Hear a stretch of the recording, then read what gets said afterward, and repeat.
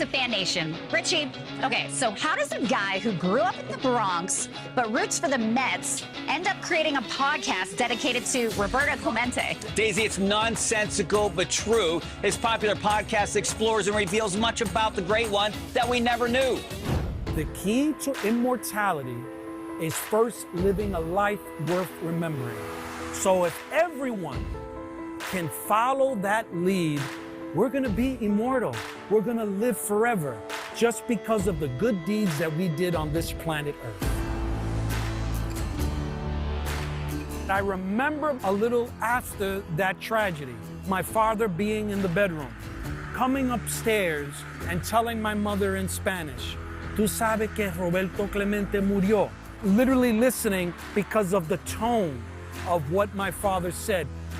And then walking to the back room and seeing my father cry for the very first time.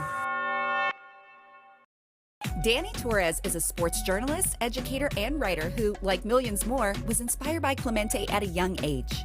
Danny has often written about Roberto, but now has dedicated himself to presenting the great one in audio form. That I know, we're the only official Roberto Clemente podcast. People have asked, well, what is that mission? The mission was very simple. What are the untold stories? People have said, well, I know everything about Clemente. But when you listen to this particular podcast episode, immediately the reaction is, Danny, I didn't know that. Bingo. Among Talking 21's guests, Bob Costas, Derek Shelton, and members of Roberto's family.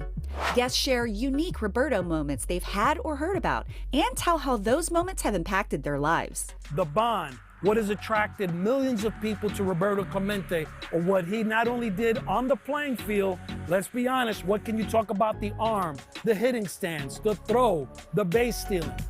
But the man, something that Roberto said all the time, I like to be with the common people. I like to be with people who suffer.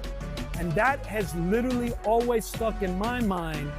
If we could all follow that path of Roberto Clemente, man, this world will be such a better place.